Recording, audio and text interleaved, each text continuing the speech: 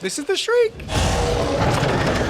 It's a whole new side of Ruby that I think we've not seen before. So I wanted to bring her back, slightly older, slightly wiser, slightly different, and then also throw her into the middle of this horrific story. How we do, boss?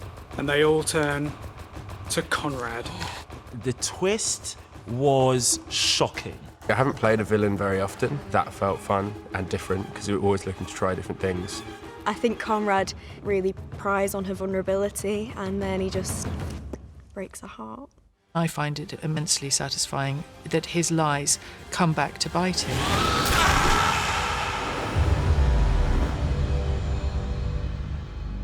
The only monsters out here are Unit. Lying to the public. Look! They're stooges and actors and special effects paid for using taxpayers' money to keep us scared to hide their real agenda. I'm gutted I didn't write this script because I would have loved to have done this one. This was the story we always had planned. What I wanted to bring in as a force within the show is that internet villainy. Every one of them is spying on you and lying about it. So let's turn the tables. It's my job as a producer to say, what forms does evil take? What forms does monstrous forces in society take now? Just as many years ago, in 1963, Terry Nation sat there, and when he invented the Daleks, he thought of the Nazis. Came out of his wartime experiences, came out of that history, and he put that into the form of a metal robot. This is me sitting here now thinking, what forces are at work now, particularly in the West, particularly affecting young viewers, and actually it was that toxic online voice of hatred that I thought we have to say something about this. And so I reached out to Pete McTighe to come and deliver an episode about that. I love the Doctor, obviously. I love Ncuti's Doctor, but it's actually quite liberating and quite exciting when the Doctor's not around, because instantly the stakes are raised, instantly things are more dangerous, and Ruby and the supporting characters are in more peril if he's not there to kind of swoop in and save the day. The trick with Conrad is you have to hide who he is for kind of half the episode, and it was fantastic to have someone like Jonah playing that role, who is just one of the most exciting leading men in the country right now. He just played perfectly that romance story, and then when you see that turn in the scene with him in the village, it's so shocking, it's so arresting. I was sent the script and they said, we'd love you to come and play Conrad and he's a villain. And they didn't really tell me much else. And so I started reading it, and it's such a beautiful love story. And I thought that I was given the wrong script, or I'd been told to read the wrong character or something. So the big twist that we have in the middle, I experienced that as a reader and as an audience member would, which is really nice. Hello, folks. It's an honour to be here. We love this show. Honestly, you will have a good time. This show is made with love by a team that loves it. So, I'll now hand over to Mr. Pete McTighe. The shrieks sit up. Everyone recoils. Don't shoot! And then the first shriek pulls at its own neck, peeling off its face, and its head comes off like a Scooby-Doo villain. Except underneath is Sparky. Ah, got ya! You idiots. How we do, boss? And they all turn to Conrad, suddenly in charge, triumphant. Nailed it. I've never been at a read-through like that. There were people in that read-through who didn't know the plot twist. There were literally gasps around that table. Conrad, what's he talking about? What the hell is going on? Conrad's unbuttoned his shirt. Underneath is a t-shirt with a think tank logo. We're a think tank, exposing the lies perpetuated by Unit, by you. And we're live streaming, so don't get trigger happy. Jonah played it so well. He lulled us all in to his web of lies. This isn't funny. God, it's a relief. I've had to listen to your stories for weeks now. Oh, Your insecurity, your vanity. When Jonah said those words as Conrad, I was like, and it was just really heartbreaking. Listening to your tedious piano solos, getting smothered in lip gloss, it has been a chore getting to know you. Oh, God.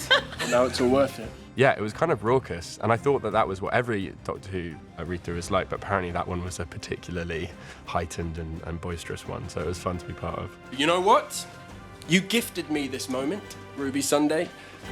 Is that even your name, by the way? Hello?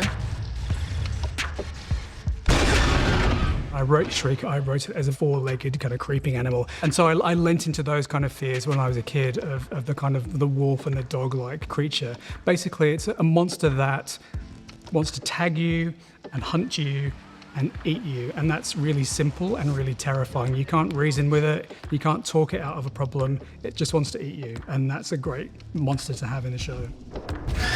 Gethin, who is in that costume, is just the most terrifying guy. Like, the way he moves. Obviously, he's lovely in the flesh. We were genuinely terrified by him.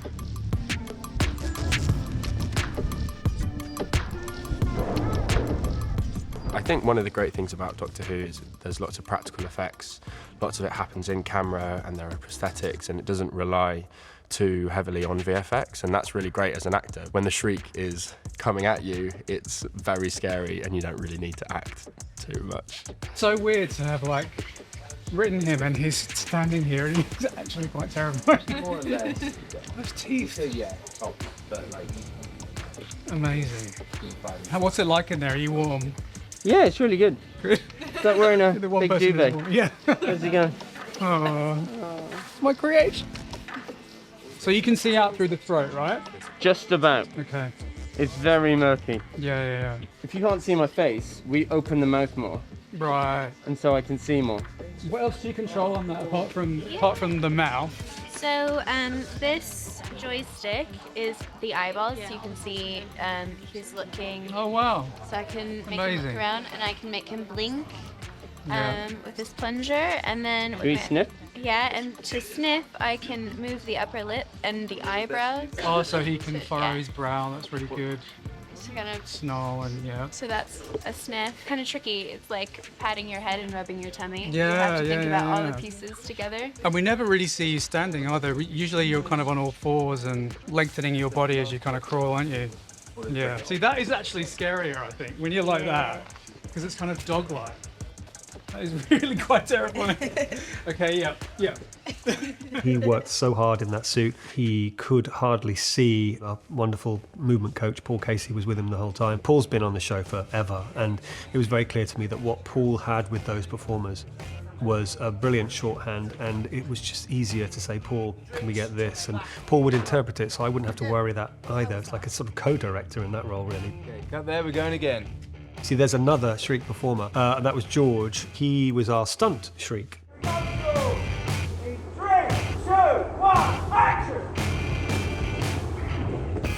We wanted something dramatic, so we ended up with George leaping over this wall in the village and then crawls at high speed at the top of this car. I love those simple moments where they're sort of mundane and the ordinary, and I think those sort of interactions make the kids excited.